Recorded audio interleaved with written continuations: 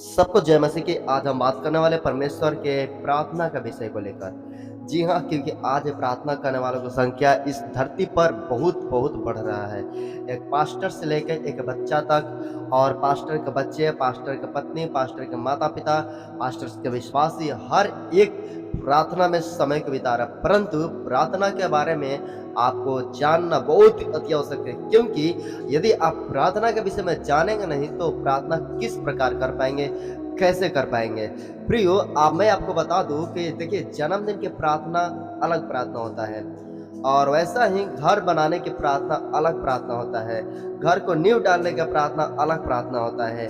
लेकिन हाँ, सब प्रार्थना एक होता है। शादी करने की प्रार्थना वो एक अलग विषय है, और बीमार में पड़े हुए लोगों की प्रार्थना एक अलग प्रकार का प्रार्थना की जाती है। पवित्र आत्मा पाना है तो उसके लिए एक अलग प्रार्थना की जाती है। कोई मर गया है तो उसके लिए एक अलग प्रार्थना की जाती है, शांति का प्रार्थना। प्रियो, इस प्रकार के मसीही इतिहास में यदि आप परमेश्वर के वचन के अनुसार बाइबल में देखेंगे तो परमेश्वर के प्रार्थना जो है अलग अलग समय में, अलग अलग स्तर के, अलग अलग विषयों को लेकर प्रार्थना को किया गया है। जब आप उत्पत्ति से प्रकाशित वाक्य तक पढ़ेंगे तो अनेक प्रार्थना के सूची को आप पाएंगे। परमेश्वर के धन्यवाद की प्रार्थना, स्तुति की प्रार्थना, दान की प्रार्थना, गीत की प्रार्थना, और शादी की प्रार्थना, विजय की प्रार्थना, दुखित मनुष्य को चंगा करने का प्रार्थना, दुष्टों से बचने के लिए प्रार्थना, शैतान को हराने के लिए प्रार्थना। प्रभु यीशु मसीह लगभग कई प्रकार की प्रार्थना को खुद अपने जीवन में किए थे। इसलिए प्रियो, आज को जो विश्वासी है, केवल चंगाई की प्रार्थना, केवल चंगाई की प्रार्थना एक भ्रम की प्रार्थना रह गई है। परंतु आपको समझना पड़ेगा कि प्रार्थना का अनेक स्तर होते हैं, अनेक विषय होते हैं। उन सबों के लिए प्रार्थना करना एक विशेष व्यक्ति की ही जिम्मेदारी होती है। हर एक व्यक्ति प्रार्थना तो करता है, परंतु सब अपने लाभ के लिए, परंतु सब अपने चंगाई के लिए, सब अपने केवल स्वार्थ के लिए प्रार्थना। परंतु प्रभु यीशु मसीह का वचन के अनुसार और प्रेरित पौलुस के सिद्धांत वचन के अनुसार कहता है, सब प्रकार से सब मनुष्यों के लिए प्रार्थना किया जाए। प्रियो, आज का इलेक्शन चल रहा है और कई अनेक जगहों पर, और इसीलिए आपको नेताओं के लिए प्रार्थना करना है, और एमएलए के लिए प्रार्थना करना है, चीफ मिनिस्टर के लिए प्रार्थना करना है, पुलिस प्रशासन के लिए प्रार्थना करना है, जिला डिस्ट्रिक्ट के लिए प्रार्थना करना है ना। इस प्रकार के अनेक जो प्रार्थना का विषय सूची है, हर एक लोग के लिए प्रार्थना किया जाना चाहिए, क्योंकि प्रेरित पौलुस कहता है, ऊंचे पद वालों के लिए प्रार्थना करो। जो शारीरिक शासनिक लोग हैं, जो संसार में शासन करने वाले हैं, उनके लिए यदि मसीह प्रार्थना नहीं करेंगे तो कौन प्रार्थना करेगा।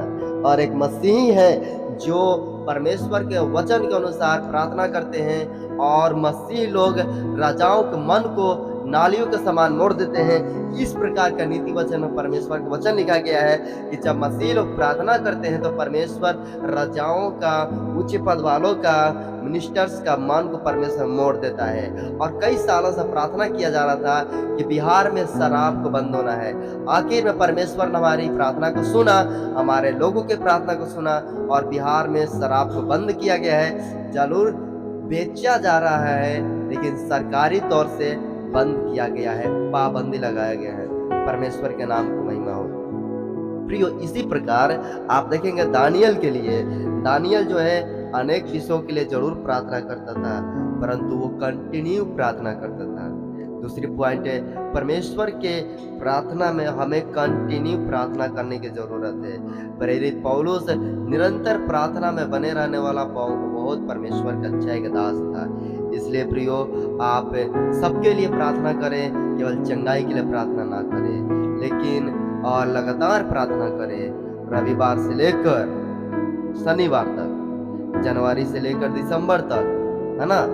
देखिए प्रियो, जब तक हम प्रभु में प्रार्थना नहीं करेंगे तब तक तो ना मेरा घराना उधार पाएगा और ना ही हम सही तौर से प्रभु में बढ़ पाएंगे। इसलिए एक विश्वासी का कर्तव्य है, वो अपने विश्वासियों के लिए प्रार्थना करे, वो पास्टर के लिए प्रार्थना करे, सेवकाई के लिए प्रार्थना करे, कलीसिया के लिए प्रार्थना करे, बच्चों के लिए प्रार्थना करे, और संसार में रहने वाले पाप करने वाले लोगों के लिए प्रार्थना करे।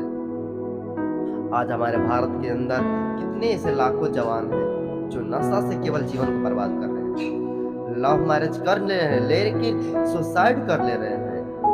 कितने ऐसे जवान हैं नशा करने के बाद खत्म हो जा रहे हैं, कैंसर में, टीबी में, कॉलेरा की बीमारी, अनेक प्रकार के बीमारियों में अपने अपने जीवन को बर्बाद कर दे रहे हैं। परंतु ये जिम्मेदारी परमेश्वर उनको देता है जो परमेश्वर को अपना पिता को रूप में ग्रहण करते हैं। प्रियो, यदि आपका परमेश्वर आपका पिता है और आप उसका सच्चा संतान है तो आप जरूर आप अपने राष्ट्रपति के लिए, प्रधानमंत्री के लिए, मुख्यमंत्री के लिए और जिलाध्यक्ष के लिए, डिस्ट्रिक्ट मजिस्ट्रेट के लिए और पुलिस प्रशासन के लिए जरूर प्रार्थना करेंगे, क्योंकि प्रार्थना परमेश्वर को जगाता है, परमेश्वर को मन को प्रेरित करता है, परमेश्वर को और कार्य करने के लिए इंटरेस्ट करता है, रुचि बढ़ाता है।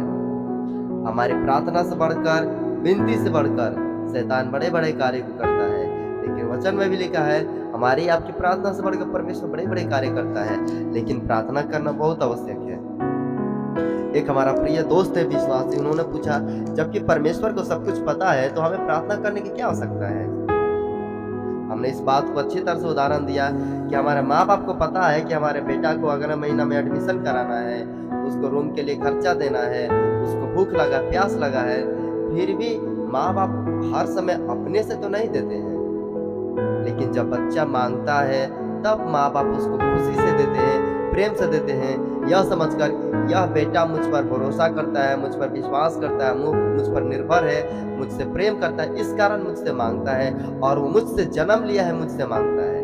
ठीक इसी प्रकार हम उस पिता से संतान का है, उस पिता का हम संतान है, उस पिता से हम जन्म लिए हैं और उससे मांगना हमारा कर्तव्य है, उससे मांगना हमारा प्रेम है, उससे मांगना हमारा उस पर भरोसा का कारण है।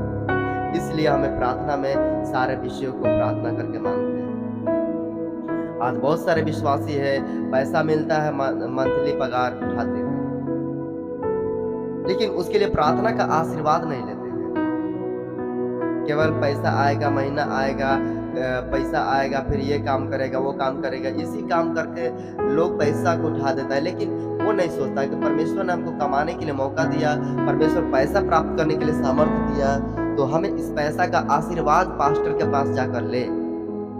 और जब हम पास्टर के हाथ में 1000 रुपया, 500 रुपया प्रार्थना करवाते हैं पास्टर को देकर कि लीजिए पास्टर आप मेरे लिए इतना मेहनत करते हैं, आप इसको हमारे लिए प्रार्थना कीजिए, हमारे लिए आशीर्वाद दीजिए, क्योंकि पास्टर आपके पत्नी के लिए प्रार्थना करता है, आपके दुख को दूर करने के लिए प्रार्थना करता है, मेहनत करता है, आपके घर जाकर समय को बिताता है, आपको दुख लेता है, सुख लेता है, तो उसका आपका कर्तव्य है कि आप उसको 1000-500 रुपया अपना पैसा में से दान करें, ताकि वो आपके लिए और प्रार्थना करे, आपसे और प्रेम करे।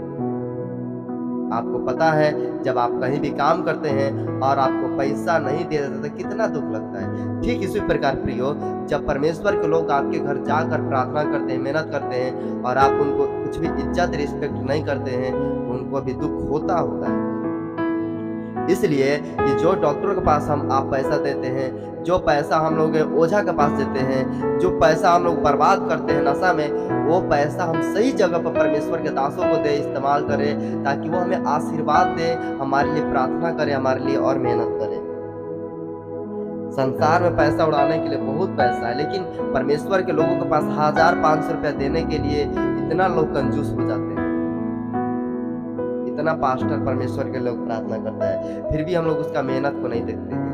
क्यों? क्योंकि डॉक्टर पैसा मांगता है, छीनता है, ओझा पैसा मांगता है, छीनता है, लेकिन परमेश्वर के दास प्रेम करता है और वो पैसा नहीं मांगता है, लेकिन हम लोग पैसा देते भी नहीं है। इसलिए प्रियो, आपको चाहिए कि आप अपने परमेश्वर के दास पास्टर को पैसा के द्वारा मदद करें, ताकि वो और इंटरेस्ट के साथ, रुचि के साथ आपके लिए प्रार्थना करे, आप पर और आपके लिए मेहनत करें।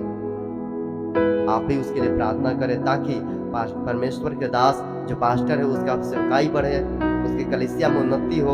उसके कलीसिया का अनेक जरूरत है, कुर्सी चाहिए, टेबल चाहिए, माइक चाहिए, बॉक्स चाहिए, साउंड चाहिए, त्रिपाल चाहिए, ये सब पास्टर अपने पैसा से खरीदता है। लेकिन क्या विश्वासी सोचते हैं कि हमें भी इस प्रकार का कुछ पंखा दे देना चाहिए दान करने के लिए? लोग केवल अपने घर में सजाने के लिए प्रयास करते हैं। कलीसिया में भी ऐसा करें, चर्च में भी ऐसा करें, पास्टर के लिए इस प्रकार दान दे, परमेश्वर आपको आशीष देगा। सबको जय मसीह। फिलहाल इस वीडियो में इतना ही, मिलेंगे अगले वीडियो में, तब तक के लिए जय मसीह। परमेश्वर सबको आशीष दे। प्रार्थना में बने रहे, निरंतर प्रार्थना करें, परमेश्वर का अनुग्रह सब पर बना रहे। आमीन, आमीन, आमीन।